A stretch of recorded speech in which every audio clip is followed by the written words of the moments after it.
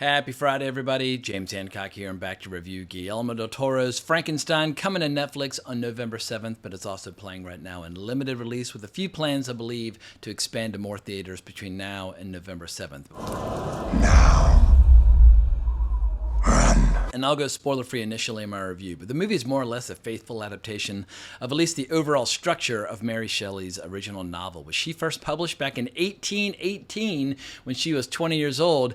And there's some changes here and there, but I'll save my discussion of those changes for later in the video, and I'll give you a verbal warning as well as a time code below for when I do. And I'll also have a few words to share about some of my favorite Frankenstein adaptations at the end of the video as well. In any case, broad strokes. What did I think? There are apparently 65 movies out there dealing with these characters or this story, and I can't claim to have seen anywhere close to all of them, but I think I've seen most of the good ones, and I'm going to include GDT's Frankenstein with the good ones. It's the kind of gothic romance that GDT loves to explore, or sometimes explores in his movies. And I'd argue this is one of the better movies of his career, but it's not on the level of his best work, which I still think is Pan's Labyrinth. Although Devil's Backbone is pretty goddamn good. And I enjoyed Nightmare Alley, which was a huge bomb, so what the hell do I know about the appeal of GDT's movies? But when it comes to his adaptation of Frankenstein, I think there's some individual scenes that are incredibly powerful, and visually, at times, the movie can be quite intoxicating for the eyes. But because GDT is adapting a book that's more than 200 years old, he did have to make some hard choices about what to include and how to include it. And I think my one main criticism of the movie is that there are times where the movie feels like it is speeding up when it should be slowing down, and there are times where the movie is slowing down when it should be speeding up. It kind of gives you a whiplash with the structure and the pacing, and I think a lot of people are going to find the movie to be structurally uneven. There's some pretty major momentum shifts in the movie where the audience is expected to be very patient as the movie kind of resets and goes in a new direction. And there'll probably be some Netflix viewers who complain about being bored, but there are also going to be some Netflix viewers who are going to be ranting and raving about how much they love it. But for my part, like with any Frankenstein movie, there are parts that I loved and parts that I didn't, so let's get into all of the above. So we got to start with Jacob Elordi as the monster, who's an unusual choice to play the monster, because I feel like Jacob Elordi, if he's known for anything, it's for being just a really hot guy. I mean, he spent half of season 1 and season 2 of Euphoria with Sydney Sweeney, buck-ass nude, getting it on, and then he was the featured attraction in Saltburn, and he's also playing yet another hot guy in Wuthering Heights with Margot Robbie next year, which basically just looks like softcore porn. So yeah, Jacob Elordi, he's known for just basically looking like a male model, which makes the monster pretty unusual because they don't try to shy away from the fact that Jacob Elordi is attractive, because the way he moves, the way he stands, his posture, everything. So there are going to be a lot of people who have an interesting response to Frankenstein's monster in this, because Boris Karloff played him one way, Christopher Lee played him another way, Robert De Niro played him another way, Peter Boyle played him another way, but no one's ever tried to make Frankenstein's monster kind of like smooth and sexy, but at the same time, he's still a big, powerful, scary monster who can rip you limb from limb and that sort of thing. So it's an unusual approach to the movie, and I know that several other actors were considered for the part before him, but in all seriousness, I do think he found some interesting depths to the monster. And for people who've never read the book, I first read the book back when I was 17, when I was in high school. The monster is incredibly eloquent and poetic and increasingly kind of philosophical as the story progresses. Because while he starts out basically just kind of a blank slate, there's a chapter in the book where basically he spends like an entire summer, basically like several weeks or several months, listening to somebody else be tutored in various topics, and he basically like starts absorbing all that information. And so ever since the early days of Universal in the early 30s, more often than not in movies, the monster is always depicted as like just a big, scary monster. Although I would argue that Boris Karloff found a little poetry and found the soul in the monster as well, but he's verbally inarticulate. Jacob Elordi is allowed to have the full expression that Mary Shelley explored in the novel. So I think a lot of people will find that to be an interesting change. But then again, the movie that came out in the 1990s, which starred Kenneth Branagh and Robert De Niro, also used that approach to the character. And that movie was dreadful. I think this movie is much better than the Mary Shelley Frankenstein starring Robert De Niro back in the 1990s, which is not saying much, but if you are a little gun-shy about a more reverent, kind of faithful adaptation of the source material due to that movie, I get it, but this movie's a major step in the right direction. And a massive part of the appeal for me was the performances by Oscar Isaac and Mia Goth. Mia Goth was like, they developed her in a lab, like they grew her in a bottle in order to play this character of Elizabeth in Frankenstein. She's perfect. She has that kind of otherworldly, ethereal way of speaking. When you hear her speaking her normal speaking voice, you're like, oh my God, like that's the most terrifying thing I've ever heard. She shaves off some of the rough edges of her natural speaking voice, but it does give the character of Elizabeth this kind of strange quality that is irresistible. My only criticism about Elizabeth in this movie is some of the changes to her storyline in the latter part of the movie, but I'll save that for later in the video. And Oscar Isaac, he goes all in on playing the crazed mad scientist of Victor Frankenstein. And we've seen a lot of great actors over the years play Victor Frankenstein. We've seen Peter Cushing play a really, really dark and savage version of Frankenstein back in The Curse of Frankenstein, the Hammer horror movie. And of course, Colin Clive did a brilliant job back in the early 1930s with James Whale's two films, Frankenstein and Bride of Frankenstein. But what I liked about Oscar Isaac's approach to the character, he made the performance incredibly physical. When he's working in his lab and he's like, working with all of his various contraptions, or when he's shoveling dead bodies out the drain, or just anything he does, it's like he's constantly like climbing mountains, like literally and figuratively. And that was fascinating to see, because you usually think of Frankenstein as like kind of a narrow-chested guy working in his laboratory late at night. But I liked how Oscar Isaac depicted him as somebody who's completely consumed with his work, mad with ambition, quite egotistical, very confident in his own abilities. And I think a lot of people are going to be very pleased by Oscar Isaac's approach to the character overall. But perhaps the only disappointing performance in here is Christoph Waltz, and maybe it's just because casting Christoph Waltz in a movie about Frankenstein is just a little bit too on the nose. But I feel like because Christoph Waltz got so popular with movies like Inglourious Basterds and Django Unchained, he's been allowed to kind of sleepwalk through a lot of other performances where people just say, just play yourself, just lean into your German accent and everything will work out fine. Or maybe the part's just a little bit underwritten, but I guess when Oscar Isaac and Jacob Elordi and Mia Goth are just emoting so much with their characters, maybe it makes Christoph Waltz seem a little limp by comparison. But the one aspect of this movie that is not limp at all is the production design. And from what I'm seeing over here on Wikipedia, they spent $120 million on this movie. And I would say you see each and every single dollar right up there on the screen. The lab in which Frankenstein works is fucking killer. And like the dungeons down below where he keeps the monster once he's created, that's killer as well. And I've never seen a lab designed quite in this fashion, where he really tried to come up with like beautiful but practical solutions for what would you do to get rid of the huge volumes of blood and body parts that you're dealing with, or what would you do in order to kind of safely deal with all the electricity that's being channeled through this lab. It was an unusual approach to the lab overall. Obviously, they nailed it in the early 30s, and Mel Brooks nailed it in the early 70s by reusing a lot of the same props that were used in the original Universal film. But if I were to put my finger on the ingredient that I enjoyed most in this movie, it would be the castle in which all these unholy experiments take place. That was fucking fantastic. Now let's get into some of the ingredients where I was of two minds, where I felt like it was kind of 50-50, a mix of good and bad, because anytime you're discussing Frankenstein or the modern Prometheus, as was originally titled back in 1818, eventually you have to explore the subject of what does it mean for a creation to meet their creator. And people have been exploring this since the earliest days of mythology or religion, or even modern day sci-fi masterpieces like Blade Runner, where you constantly have these fascinating situations where a character has to meet with their creator and basically ask them, what does it all mean? What is the meaning of life? Why are we here? Why did you create me? Etc. and so forth. I mean, they even explored that a little bit in Weird Science, which I think was my very first exposure to Colin Clive as Frankenstein, when they cut away to him saying, She's alive! Alive! But the reason I first read this book more than 30 years ago was precisely due to one of these exchanges between Victor and his creation. Back in the early 90s, I was playing a ton of Dungeons & Dragons, and at that time there was a campaign setting called Ravenloft. And early on in the campaign setting, they include all these passages from different books from the 1800s, trying to kind of set the tone for what is Gothic horror, what does it mean. And they included this passage from Mary Shelley's Frankenstein, which immediately grabbed my attention at age 17, and I just felt compelled to read it. And the scene as it unfolds in the book is incredibly atmospheric and incredibly powerful, but here's some of the dialogue from the monster to his creator. I ought to be thy Adam, but I am rather the fallen angel, whom thou drivest from joy for no misdeed.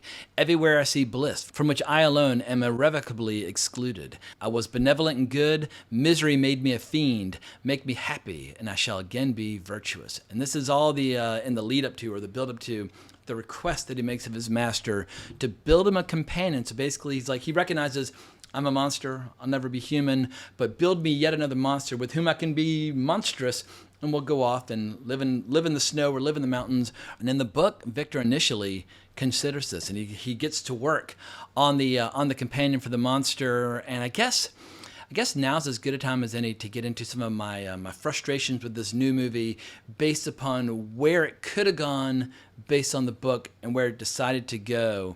And last warning, 3, 2, 1. But I think the best parts of the book for me by far are when we see Victor going into this kind of fever dream of creation. Anytime he's working in his labs, he kind of goes stark raving nuts for a good long while until the act of creation is over. But he's going back into that feverish state of the mad scientist mode.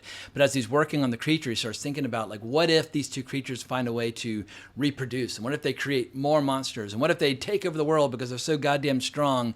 And so he decides to undo what he is doing. And the monster is so horrified by the fact that Victor has broken his promise. That's when the monster really goes psycho and starts inflicting some horrible atrocities upon Victor Frankenstein and his bloodline and his family. And there are quite a few murders involved. And as I said earlier in my video, my biggest complaint about this movie is that it speeds up when it should slow down, and it slows down when it should speed up. Right at the moment where I felt like we were about to get into Victor possibly creating a mate, and what ultimately happens to Victor's brother, and what ultimately happens to Elizabeth, and all the horrible fates that they encounter, I thought the movie was going to really slow down and give us a major climax and a second bout of creation in the labs. And instead, Guillermo Del Toro decides to go in a different direction with the character of Elizabeth and her ultimate fate and who is responsible. And I get where he's going with this, because we've already seen kind of the official version of the events done before, and perhaps GDT wanted to put his own fingerprints on it. But I feel like you should allow the monster to be monstrous, even if he is like a fallen angel, the way he describes, and even though he became miserable due to the way that the world around him treated him, as opposed to being born into the world that particular way. But I feel like you really need to let the monster do some horrific shit toward the end of the story, and the movie deprived us of that. And that was frustrating to me. I feel like the movie's kind of missing its third act, or it's missing the big finish that the book does provide, because after the monster decides to get revenge on Frankenstein for not creating the mate in the book, basically at that point the monster leads Frankenstein on this incredible chase scene across continents where Frankenstein's trying to find him and kill him and get revenge. And anytime he starts to slow down due to starvation or lack of rest, he'll find like a dead animal that the monster's left for him so he can eat it and keep going. But that chase scene where he's as consumed with this desire for revenge as he was earlier with this desire to create, that's some incredible stuff. And I feel like the movie doesn't quite capture that epic finish to the book. And so I think the movie, it's at its best in the first half leading up to the creation of the monster. But I think the biggest challenge for most viewers, or people who don't give a damn about the source material, is going to be when the monster finally breaks free and goes off on its own. There's a long period where he basically is kind of camping out with his family, unbeknownst to them, and it becomes kind of their secret benefactor, where he's like gathering firewood or building fences, and meanwhile he's listening to their conversations and reading books and slowly educating himself and becoming a much more sophisticated, much more wise creature. But the movie really slows down at that point. And that comes about maybe like an hour 15, hour and a half into the movie. A movie that is 2.5 hours long. And when a movie's been like building to this giant, huge, explosive kind of mini climax, because the story's divided into two parts. You get to see Victor's point of view and you get to see the monster's point of view. But if you're asking the audience to kind of reset emotionally and become really patient after experiencing this huge kind of mini climax halfway through, you're demanding a lot from the audience.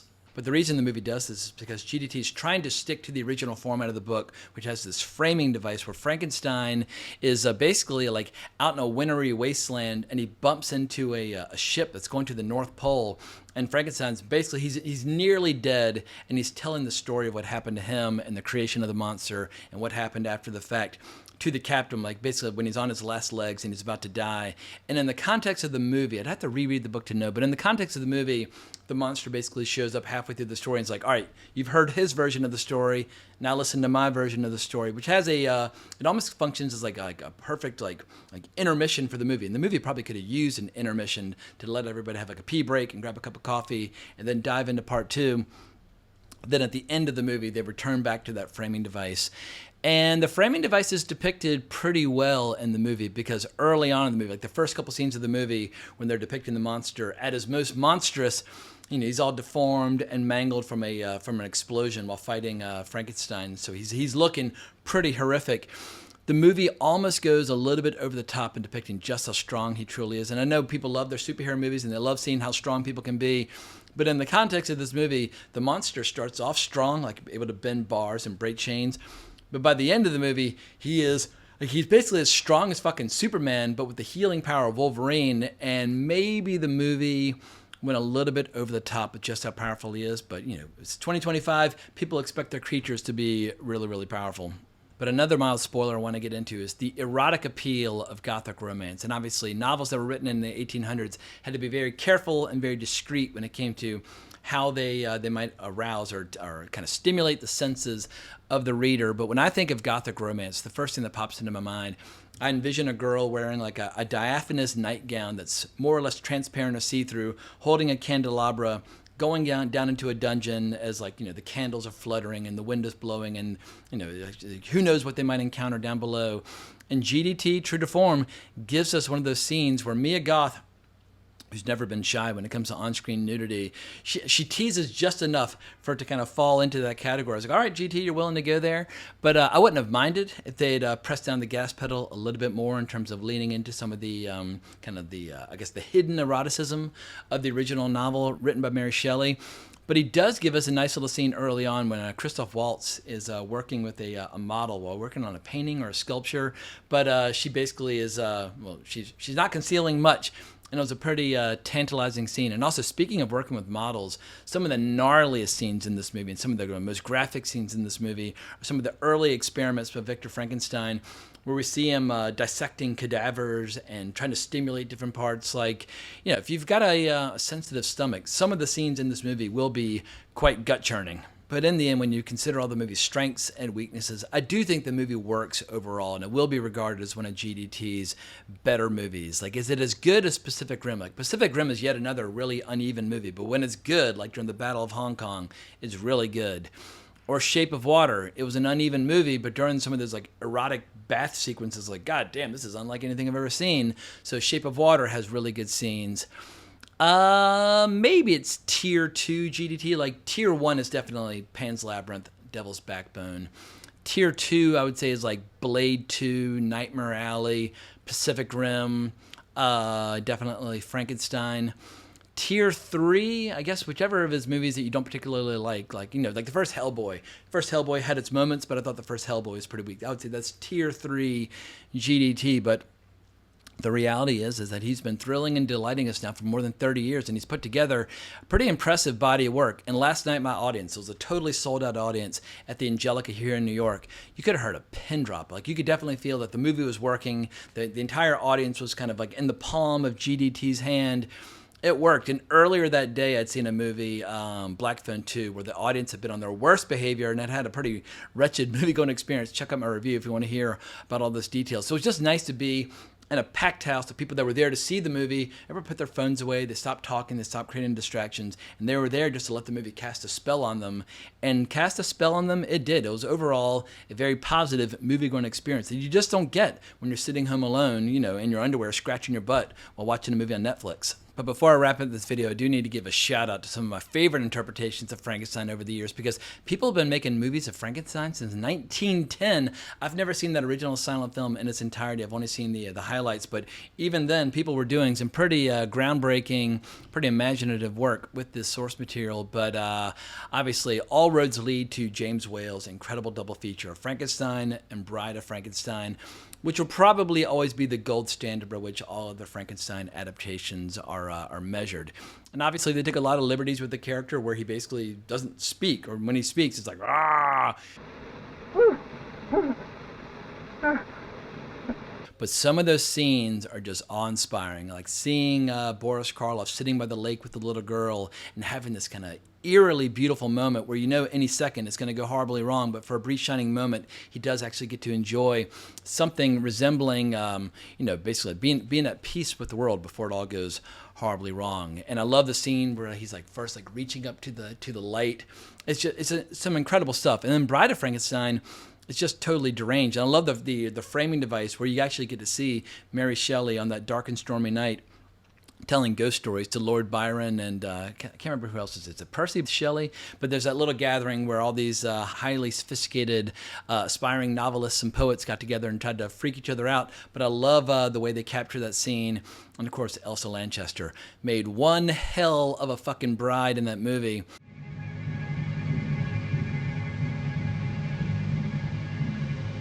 The Bride of Frankenstein. But we also have to give a shout out to The Curse of Frankenstein, starring Christopher Lee. Christopher Lee is he's a big, tall, strong, incredible Frankenstein's monster. But the real show stealer in that movie is Peter Cushing as Dr. Frankenstein, who is just so fucking evil and murderous, where it's like there are no lengths to which he won't go in order to get fresh body parts for his experiments, where it's like that's probably the darkest version of Frankenstein that we've seen. And if you're a big fan of Peter Cushing, you're like, wait a second, how come he is so goddamn villainous? But villainous he is. Abbott and Costello Meet Frankenstein is yet another great one. Obviously, that one's being played for laughs, but just from that animated opening where you see the intro of Glenn Strange as the monster, it's brilliant stuff. And of course, like any kid in the early 1980s, I was obsessed with reruns of The Munsters. That show was absolutely fantastic. But after some long, slow, careful deliberation and soul-searching last night while I was walking home, I realized Young Frankenstein is my favorite version of Frankenstein that I've ever seen. And obviously, that is a comedy. It's the second comedy released in 1974 by Mel Brooks because he was so good in 1974. Not only did he give us one of the best comedies ever made in the form of Blazing Saddles, he did it again with Young Frankenstein. Like, name the last time a great comedy director delivered two of the funniest movies ever made in the same fucking year. Yeah, Mel Brooks, that's why he's one of the all-time greats. But Young Frankenstein, it's hilarious, it's sexy, it's surprising. Hall of Fame cast. His feet, his hands, his organs would all have to be increased in size. Exactly. He would have an enormous Schwanzstücke. Peter Boyle is one brilliant monster, but of course Gene Wilder as Frankenstein instead of Frankenstein. No actor has ever done a better job of capturing the screaming, shrieking hysteria of the mad scientist than Gene Wilder. Like, that is peak Frankenstein, seeing like the lightning flashing as he's looking down at his creation. Lies! Lies, do you hear me? Give my creation lies! No movie's ever gotten better or gotten closer to just kind of the insanity at the core of Mary Shelley's source material from over 200 years ago. So I expect that 200 years from now, people are still going to be adapting the story and turning it into video games or whatever forms of entertainment exist 200 years from now, whatever new form of media. But this story is an immortal classic. It ain't going anywhere. And even when people make a bad version like Kenneth Branagh and Robert De Niro, that's fine. Just wait a couple of years. Somebody will take another crack at it. Like I said before, there have been 65 movies with Frankenstein and his monster, and I expect there'll be 65 more over the next 100 years. And I hope that people will give this movie a chance. I hope people will enjoy this new interpretation. Does it have its flaws? Of course, certainly.